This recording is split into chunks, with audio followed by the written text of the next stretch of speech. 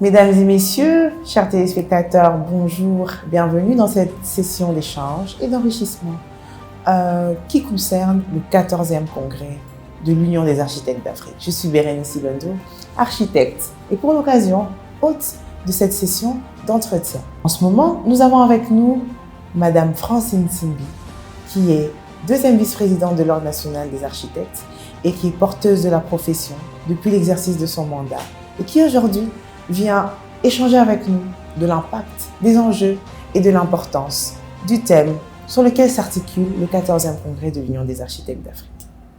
Madame la vice-présidente, bonjour. Bonjour. Merci de nous avoir rejoints dans cette session.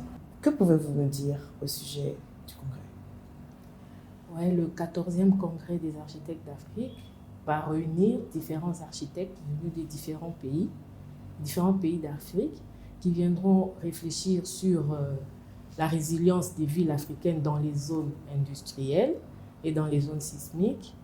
Les architectes vont se mettre ensemble pour penser l'avenir des villes africaines. L'avenir des villes africaines sera pensé ici à Kinshasa? Oui. Vous pouvez nous en dire plus? Alors, il y a une situation commune à toutes les villes africaines.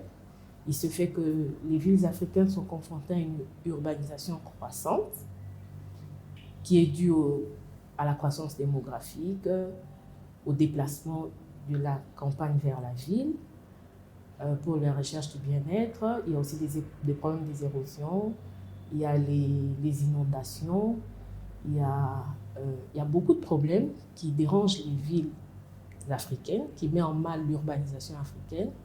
Et les architectes d'Afrique ont jugé bon de se mettre ensemble pour réfléchir et sortir des solutions ensemble, des solutions communes. Réflexion commune, solutions communes, tous ces points communs dans les villes africaines seront débattus autour d'une table, réunissant les acteurs, les professionnels. Mais qui sont vraiment concernés par le congrès? Je dirais tout le monde, mais particulièrement tous ceux qui sont impliqués dans le développement et l'urbanisation des villes. Alors, je vais citer les architectes, les ingénieurs, tous ceux qui sont dans les secteurs techniques de construction, les décideurs et même les étudiants en architecture et en ingénierie. Décideurs, acteurs, techniciens, apprenants, tous sont conviés au 14e congrès de l'Union des architectes d'Afrique. Toutes les personnes la branche de personnes que nous avons citées sont ceux qui font naître toutes ces choses dont on parle, les solutions, les réflexions et même les différentes actions. Mais il y a des bénéficiaires, n'est-ce pas? Oui. Sont-ils conviés également? Oui, les bénéficiaires sont conviés. C'est comme ça que nous invitons tout le monde. C'est comme ça que j'ai dit tout le monde est invité en général, et particulièrement ceux qui sont dans le secteur de construction et de développement des villes. Mais entre-temps, à côté de ceux qui agissent, il y a aussi les entreprises qui sont invitées, les entreprises qui sont dans la construction et dans ce secteur-là. Il y a aussi tous ceux qui ont un mot à dire dans ce pays. Les ministres, tous sont invités. Merci beaucoup, Madame la vice-présidente.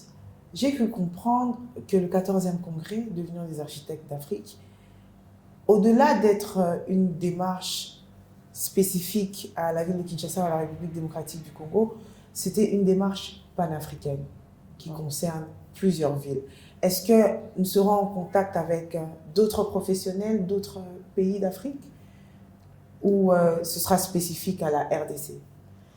Le congrès réunit tous les architectes d'Afrique. Les architectes venus de différents pays d'Afrique, ils se mettront ensemble autour de ce congrès pour réfléchir et sortir un livre blanc, comme on dit, qui va résumer les différentes résolutions, les différentes décisions prises et les propositions préconisées, qui va servir à tous les pays d'Afrique.